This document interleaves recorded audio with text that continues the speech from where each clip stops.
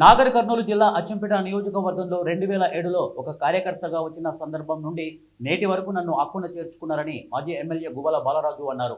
ఇటీవల జరిగిన పరిణామాల తర్వాత గత 2 రోజుల క్రితం బీఆర్ఎస్ పార్టీకి రాజీనామా చేసిన అనంతరం బుధవారం అచ్చంపేట నియోజకవర్గం కేంద్రంలో తన నివాసం వద్ద మాజీ ఎమ్మెల్యే గువ్వల బాలరాజు కార్యకర్తల సమావేశం అభిప్రాయం సేకరణ చేపట్టారు.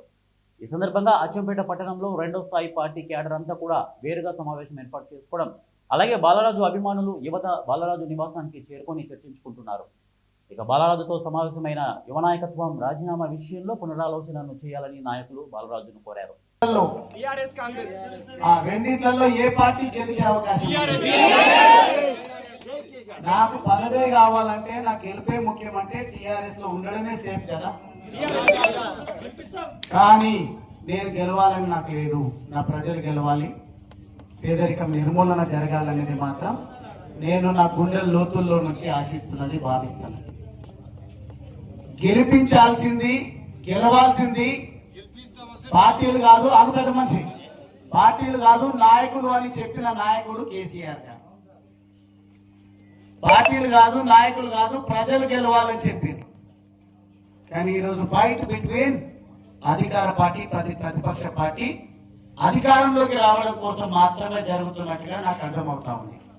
నేను దీన్ని ఏకీభవించినా ఏకీభవించకపోయినా గెలవాల్సింది ప్రజలు అన్నప్పుడు డెఫినెట్ గా ఈ తెలంగాణ రాష్ట్రం ఏర్పాటు కాకముందు నుంచి, భారతదేశానికి స్వాతంత్రం వచ్చినప్పటి నుంచి తెలంగాణ రాష్ట్రంలో మరి ముఖ్యంగా ఏమైనా అభివృద్ధి జరిగిందా అంటే అది బీఆర్ఎస్ పార్టీ హయాంలో జరిగింది. అదే అభివృద్ధిని కొనసాగించేటువంటి బాధ్యత కలిగిన ప్రభుత్వాలకు ఉంటుంది. ఆ బాధ్యతను మరిస్తే విమర్శించాల్సినటువంటి, ఎత్తి చూపాల్సినటువంటి బాధ్యత ప్రధాన ప్రతిపక్షానికి ఉంటుంది. అట్లానే 2 పార్టీలను ఎత్తి చూపే ప్రయత్నం చేస్తున్నాడు అంటే ఈయన ఆలోచనలు బీజేపీ వైపు ఉన్నామని మీరు అనువయించుకుంటే నేనేం చేయలేను. నా ఎసెన్స్ ఏంది, నా మాటల ఆంతర్యం ఏంది, నేనేం చెప్పదలుచుకున్నా అనే విషయాలను మీరు దయచేసి చేతులు జోడించి మిమ్మల్ని కోరుతా ఉన్నా. దయచేసి అంచనా వేసుకోండి, నేను ఏం చెప్తున్నానో అర్థం చేసుకోండి. ఎవరో పార్టీ అంటే కోసం చచ్చిపోయాడు ఆయన జీవీఆర్. మీ అందరితో ఏ పార్టీలో ఉన్నా ఏ నాయకుడైనా కూడా మీ ఇంట్లో ఏం సమస్య ఉందో కనీసం మీ పేరైనా గుర్తుపెట్టుకోలేదు తెలియదు, కానీ మీ ఇంట్లో ఉన్న సమస్యతో మీ బంధువులతో ముడిపడి ఉన్నాడు.